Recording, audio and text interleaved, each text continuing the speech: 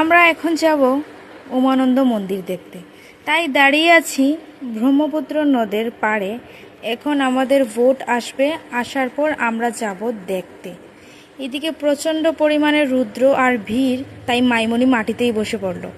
তারপর বুট আসলো, বুটে বসে পড়লাম। এখন যাচ্ছি উমানন্দ দেখতে।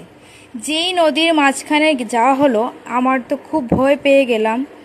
কারণ হলো আমি সাঁতার জানি না। এই যে দেখতে পাচ্ছি উমানন্দ দূর থেকে দেখা যাচ্ছে।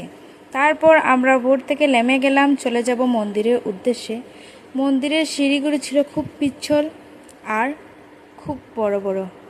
আমরা ওই পাড় থেকে এই পাড়ে এসেছি, এত বড় বড় সিঁড়িগুলি ছিল।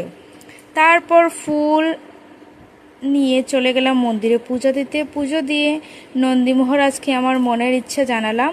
তারপর দাঁড়িয়ে আছি, দেখো কি পরিমাণে লাইন, এত সবে মানুষের ভিড় মহাদেবের দর্শন করার জন্য।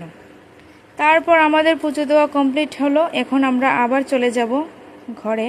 এই যে বসে আছি বুটের মধ্যে। যেতে যতটা ভালো লেগেছিল, ফিরে আসতে ততটাই মন খারাপ হয়ে গেল। যদি আরও একটু সময় বসতে পারতাম।